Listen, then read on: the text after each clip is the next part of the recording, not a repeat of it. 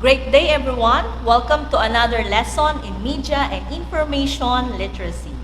Once again, welcome to Valenzuela Live. I am your host, Teacher Sheng, and I'm happy to virtually engage with you today. Here are some reminders for today's learning engagement. First, keep your learning module always handy. Second, use the chat box in answering and enjoy learning.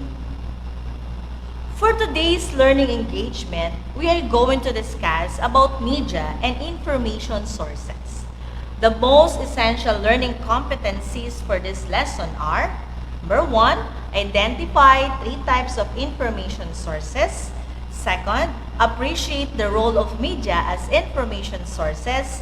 And number 3, contrast the indigenous media to the more common sources of information. Becoming an information literate individual includes understanding the different types of media. So let's have a quick review of what we had last time. For our directions, identify the types of media shown in the next slide. You may type in the following codes in the chat box. BM for the broadcast media, PM for the print media, and DM for the digital media. You will be given 5 seconds to answer each item. Are you ready? Let us begin. Number 1, the Philippine Star. Your time starts now.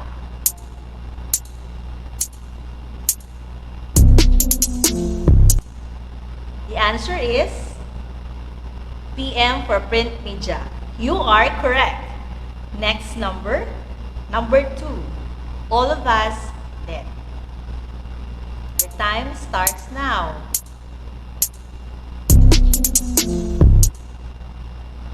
Okay, your answer is BM for the broadcast media. You are correct. Next number.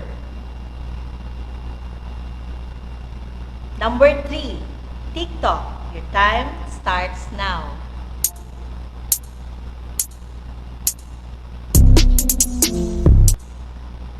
If your answer is DM, absolutely right. Next number 4, Encanto. Your time starts now.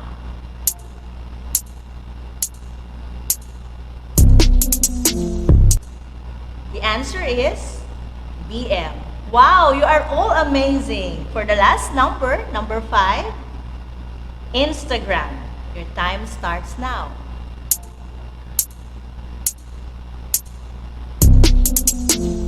The answer, DM. You are right. Okay. Media and information providers plays a central role in information and communication processes. Nowadays, media become the common outlet of self-expression and creativity.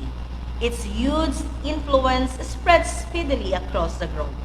The connection between technological advances and people's connectivity created a huge impact on the lives of today's generation. Before we start, let's play a game. For our direction, decode the corresponding letter of each number to identify different types of information sources. These are the corresponding numbers in our alphabet. Let's have a sample. We have number 19, 15, 21, 18, 3, 5, and 19.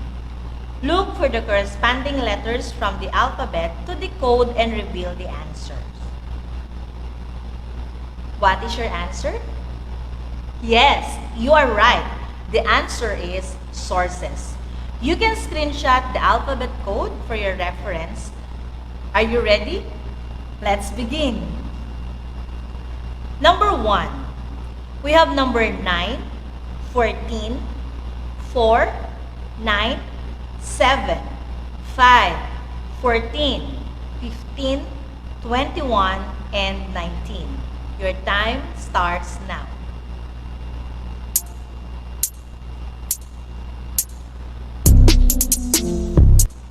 Your answer is indigenous. That is great. Indigenous refers to a native, local, originating, or produced naturally in a particular region. Next number, we have 12, 9, 2, 18, 1, 18, 25. Your time starts now.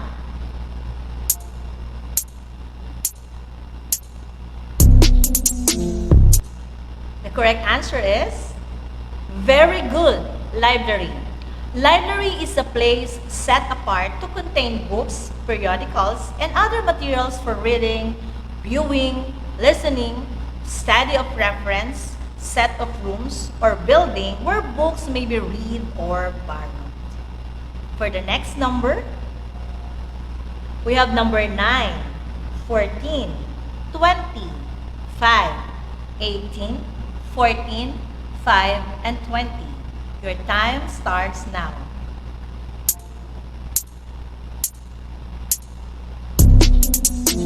The answer is Internet. That's awesome. Internet is a vast computer networking linking smaller computer networks worldwide. It includes commercial, educational, governmental, and other networks, all of which use the same set of communications protocols. Information literacy is the ability to find, evaluate, organize, use, and communicate information in all its various formats, most notably in situations requiring decisions making, problem solving, or the acquisition of knowledge. Here are the things to consider in evaluating information. Number 1, we have reliability. It is reliable if it can be verified and evaluated. We also have accuracy. It refers to the closeness of the report to the actual data. Next, we have the value. It is said to be value if it aids the user in making or improving decisions. We also have authority. Much of the information we gather daily do not come from a primary source but are passed on through secondary sources such as writers, reporters, and the like. Sources with an established expert on the subject matter are considered as having sound authority on the subject. For example, letter A, who authored or published the information, and for letter B, is the sources credible? And the last, we have the timeliness. In general, there are 3 types of resources or sources of information. We have primary, secondary, tertiary. It is important to understand these types and to know what type is appropriate for our coursework prior to searching for information. For first, we have the primary sources. Primary sources are original materials on which another research is based, including original written works such as poems, diaries, court records, interviews, surveys, and original research and fieldwork. And we also have a research published in scholarly academic journals. We have secondary sources. Secondary sources are those that describes or analyze primary sources, including reference material such as dictionaries, encyclopedias, textbooks. And of course, we have books and articles that interpret, review, or synthesize original research or field work. For number 3, we have the tertiary sources, are those used to organize and locate secondary and primary sources. We have indexes, which provide citations that fully identify a work with information such as author, titles of book, article, journal, publisher and publication date, volume and issue number, and page numbers. We also have abstract, which summarizes the primary and secondary sources, and the databases, which are online indexes that usually includes abstract for each primary or secondary sources and may also include a digital copy of the resources. One of the primary roles of media plays is to inform. from news to current affairs to lifestyle subjects, weather reports to celebrity updates, educational subject to recreational details, and more. The whole array of data the media offers make it an invaluable source of information. We have the information sources such as first, the indigenous media sources, second, the library sources, and third, the internet sources. Traditionally, knowledge is reflection of one's culture. This information serves as a foundation of communication and survival among our ancestors. Way back then, hence, the term indigenous was associated to indigenous knowledge. Let us define what is indigenous media. According to Warren in 1991, indigenous media is a knowledge that is unique to a given culture or society. Indigenous knowledge is relayed through people media. This refers to a person's involved in the use, analysis, and production of media and information. Also, a communication media, a type of media that is owned and controlled by indigenous people. We also have characteristics of indigenous media. Number one, a practice of oral tradition of communication. It refers to a transmission of information through local channels or forms. It is means by which culture is preserved, handed down, and adapted. Local meetings such as kapihan, balitaktakan, and kwentong barbero are some examples of communication and how news and stories are passed on within a community. Number two, the information is stored in memories of people or can be written or heard. And next, information is contained within the border of the community. Indigenous media and information are highly credible because they are near the sources and are seldom circulated for profit, and the transfer of information is limited within the community. According to Virginia Tech Library, information comes from virtually anywhere, like media, blogs, personal experiences, books, journals, and magazine articles, expert opinions, encyclopedias, and web pages. And the type of information you need will change depending on the questions you are trying to answer. Library is defined as a place or room that contains a large collections of books and reference materials that are kept for use. We have four types of libraries. Number one, we have the academic library, which serves usually from college and universities. Next, we have the public library, which serves in cities and towns of all types.